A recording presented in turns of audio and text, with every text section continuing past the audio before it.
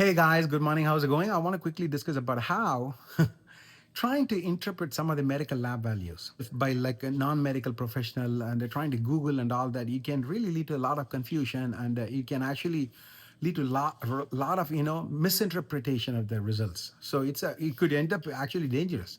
That's what I want to discuss about because remember yesterday we discussed about Hashimoto's thyroiditis.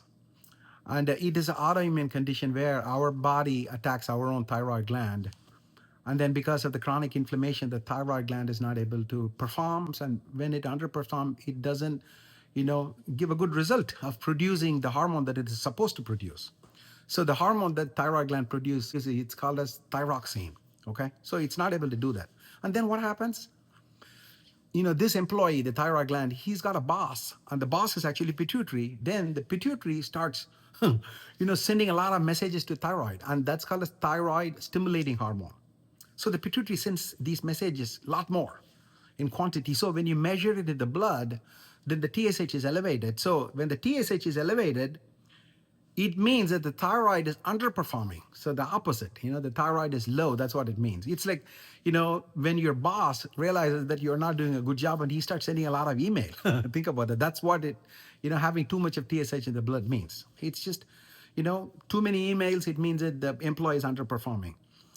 But when the boss himself is not able to do a good job, like that's called as pan-hypopituitarism. That's one example where the thyroid, the pituitary gland himself is just not performing well. There, you would find that the TSH is actually low. And even there, the thyroid gland is not able to do a good job because the boss himself is not sending the emails and he's not setting the rules about how the employee should work. So, the employee doesn't work. So even there, you would need, thyroid hormone replacement. So these are confusing things, isn't it?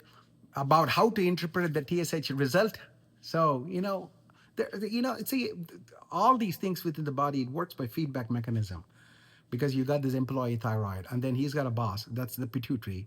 And then the pituitary gland, he's got a boss too, like the hypothalamus.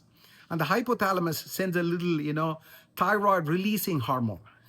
So he first sends that from hypothalamus to the pituitary, and then the pituitary sends TSH to the thyroid, and then the thyroid performs and he sends thyroxine.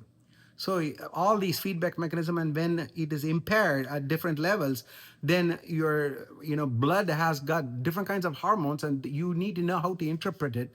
And that's why it's important to really approach a medical provider to get proper care. Okay. I hope it helps. I'll talk to you later in my next post. Goodbye.